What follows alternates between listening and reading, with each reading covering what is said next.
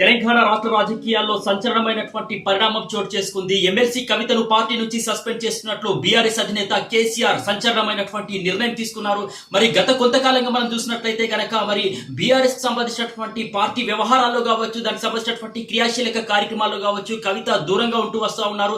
అదేవిధంగా జాగృతిని, తెలంగాణ సంస్కృతిగా ఏదైతే జాగృతిని కూడా ఆమె బలోపేతం చేసే దిశగా మరి కార్యక్రమాలు రూపొందిస్తున్నటువంటి పరిస్థితులు అయితే మనం గమనిస్తున్నాయి.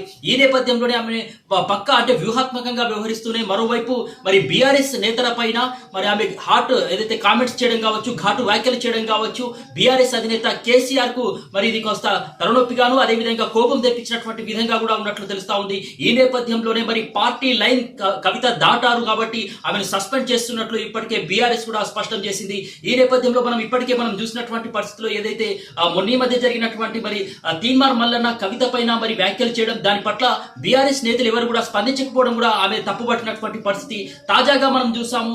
కాళేశ్వరం ప్రాజెక్టు సంబంధించినటువంటి అంశం పైన ఒకవైపు హరీష్ రావు పైన, మరోవైపు సంతోష్ కుమార్ పైన కూడా మరి ఆమె చేసినటువంటి ఆరోపణల పైన కూడా కేసీఆర్ ఆగ్రహం వ్యక్తం చేసినట్లు సమాచారం. ఇక ఇప్పటికే కేటీఆర్ తో ఎవరైతే బీఆర్ఎస్ వర్కింగ్ ప్రెసిడెంట్ కేటీఆర్ తో కూడా ఆయన సమావేశం అయ్యారు. ఈ సమావేశంలో కూడా దీనికి సంబంధించినటువంటి చర్చ ఒక కీలకంగా మారిందని మనం చెప్పుకోవచ్చు. ఈ నేపథ్యంలోనే మరి మంగళవారం రోజు కవితను సస్పెండ్ చేస్తున్నట్లు ఒక కీలకమైనటువంటి నిర్ణయం అయితే బీఆర్ఎస్ తీసుకుంది. ఈ నేపథ్యంలో ఇప్పుడు తెలంగాణ రాష్ట్ర రాజకీయాలకు సంబంధించి ఒక కీలక పరిణామంగా మనం చూడవచ్చు.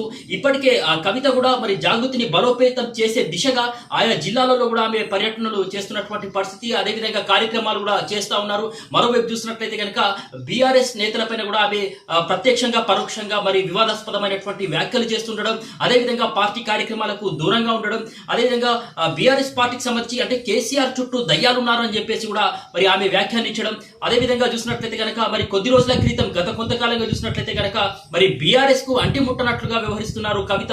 అదేవిధంగా ఆమెకు సంబంధించినటువంటి ఒక లేఖ కేసీఆర్ కు, తన తండ్రి అయినటువంటి కేసీఆర్ కు బీఆర్ఎస్ అధినేతకు రాసినటువంటి లేఖ కూడా బహిర్గతం కావడం, బహిర్గతమైనటువంటి వెంటనే దీనికి సంబంధించి మరి కుట్రలు జరుగుతున్నాయి తన పైన అని చెప్పేసి కూడా ఆమె వ్యాఖ్యలు చేసినటువంటి పరిస్థితి. మరోవైపు జగదీష్ రెడ్డి పైన కూడా ఆమె ఘాటు వ్యాఖ్యలు చేసినటువంటి పరిస్థితి. దానికి కౌంటర్ గా కూడా ఆయన కూడా మరి ఆమె పైన పరోక్షంగా ప్రత్యక్షంగా కూడా మరి వ్యాఖ్యలు చేసినటువంటి పరిస్థితి, ఆరోపణలు కూడా చేసినటువంటి పరిస్థితి కనిపించింది. సో ఓవరాల్ గా చూసినట్లయితే కనుక గత కొద్ది కాలంగా బీఆర్ఎస్ పార్టీకి సంబంధించి ఆమె సొంత పార్టీ నాయకులపైన వివాదాస్పదమైనటువంటి వ్యాఖ్యలు చేస్తుండడం, అదేవిధంగా పార్టీ కార్యక్రమాలకు సంబంధించి కూడా అంటిముట్టనట్లుగా ఉండడం కూడా ఇది పార్టీకి సంబంధించి ఒక తలనొప్పిగా వ్యవహరించడం కవిత వ్యవహరిస్తున్నారంటూ కూడా మరి బీఆర్ఎస్ పార్టీ అధిష్టానం అయితే భావించింది.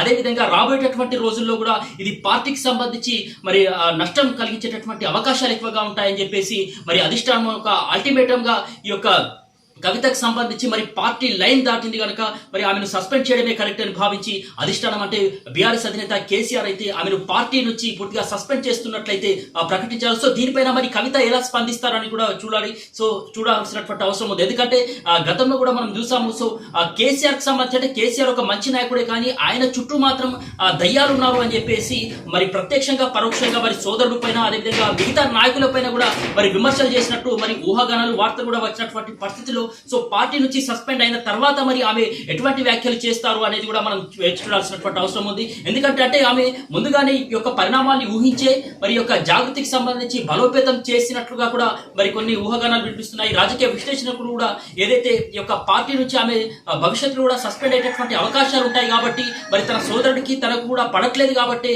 మరి జాగృతిని బలోపేతం చేసే దిశగా ఆమె అడుగులు ముందుకేసినట్టు కూడా మరి తెలుస్తా ఉంది. అదేవిధంగా టీబీజీ కేసు నుంచి కూడా మరి కార్యనిర్వాహక అధ్యక్షులు కేటీఆర్ కూడా మరి ఆమెను టీబీజీ కేసు బాధ్యతల నుంచి తప్పించడం కూడా మరి కవితకు సంబంధించి మరి పార్టీ నుంచి అంటే సస్పెండ్ అయ్యేటటువంటి అవకాశాలు ముందుగానే మరి ఊహించే మరి తెలంగాణ జాగృతిని కవిత బలోపేతం చేసే దిశగా ఆయా జిల్లాల్లో కూడా కార్యక్రమాలు రూపొందిస్తున్నట్లు కూడా తెలుస్తా ఉంది. సో ముఖ్యంగా చూసినట్లయితే కనుక మరి ఒక రాజకీయ పార్టీగా జాగృతి అవతరించనుందా, మరి పార్టీ సస్పెండ్ నుంచి అయిన తర్వాత కవిత ఏ విధంగా స్పందించబోతారు అనేది వేచి చూడాల్సినటువంటి అవసరం ఉంది.